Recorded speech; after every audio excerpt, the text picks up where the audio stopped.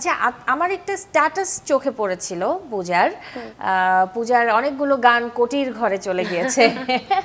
এটা সুখবর। কোটিপতি পূজা কোটির ঘরে অনেক আগেই চলে গেছিল, কারণ আমরা তো আসলে সেই সিডির আমল থেকে গান করছি, তো ওই গানগুলো কিন্তু অনেক পরে ইউটিউবে আপ করা হয়েছে। তো মানে যখনের গান তখন তো সিডি চলেছে, তো ওই কারণে অনেক পরে ইউটিউবে আপ করা। সেই জায়গায় যদি আবার আরেকটু কোশ্চেন মিশিয়ে দেই, আমি আরেকটা প্রশ্ন মানে মিশ্রিত করে দেই, তো এই জায়গা থেকে কি মানে গানের ভিউটা কি মানদণ্ড? ওটাই আমি আসছি। তো ওই কারণে যখন অনেক পরে ইউটিউবে গান ছাড়া হলো, তো আমার কিন্তু দেখা গেছে যে গানগুলো 2012-তে রিলিজ হয়েছিল, 2011-তে রিলিজ হয়েছিল, ওগুলো এখন এসে 84 মিলিয়ন 60 মিলিয়ন এরকম ভিউজ। আগের গান বা এখন অনেকে নতুন গান করে 1 মিলিয়নও হচ্ছে না। ভিউ যে মানদণ্ড না, এটার প্রমাণ যে মানুষ যখন গান পছন্দ করে, আজকে 15-16 বছর পরেও কিন্তু ওই গান মানুষ দেখছে, সেটা যেই মাধ্যমে রিলিজ হোক, ইউটিউব না হলে অন্য মাধ্যমেও যদি হয়, ভালো লাগার গান বেঁচে থাকবে, এটা ভিউ দিয়ে না, যেই মাধ্যমে হোক। এই জায়গায় কি বেলাল খান কিছু যোগ করবে?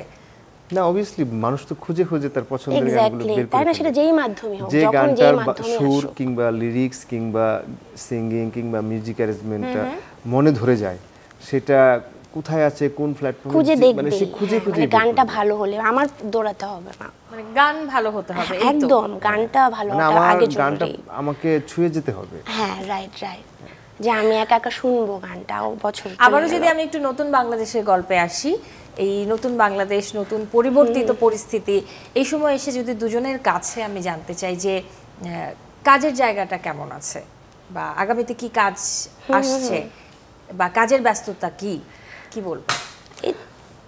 আমরা তো জাস্ট একটা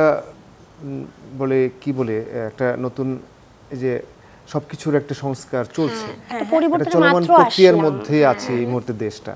তো আমার মনে হয় খুব সহসাই আমরা কাজে ফিরবো। আর সেখানে অল্প অল্প করে শুরু করেছি, কেউ হয়তোবা শুরু হয়েছে, আমিও শুরু করেছি ছোট পরিসরে। আর এখন চেষ্টা করছি যে নিজের যে ইউটিউব চ্যানেল আছে সেখানে গান রিলিজ করব, তার জন্য গান রেডি করা, সেগুলোর যে মানে যেহেতু অনেকটা সময় বাসা কেন্দ্রিক সবাই আমরা, তো এখানে বসে বসে কিছু কাজ এগিয়ে রাখার চেষ্টা করছি। সহজত এখন অত সময় পাওয়া যাচ্ছে। কিছু ছোট পরিসরের কাজ শুরু হয়েছে, কিছু নাটকের জন্য গান তৈরি করছি, একটা সিনেমার জন্য গান, মানে হয়তো আগের মতো সেই ফ্লোটা নেই, কিন্তু নিজের মতো করে গুছিয়ে নেওয়া হচ্ছে বা শুরু হচ্ছে, বা একটা ভালো সময় লাগবে রানিং পাওয়া হচ্ছে। কারণ আমাদের ওপেনিং কনসার্ট শুরু হতে আমার ধারণা যে আরো বেশ লম্বা সময়, ভালোই সময় লাগবে, ভালোই সময়। কারণ সেই জায়গায় কিন্তু আমার যতটা খবর দেখেছি যে বাম্বার একটা কনসার্ট বাম্বা নিজেরা করছে, সেটাও একটা এনাদের একটা কনসার্টের খবর আমি পেয়েছি যে আগামী মাসে বাম্বা স্টেশন থেকে করছে।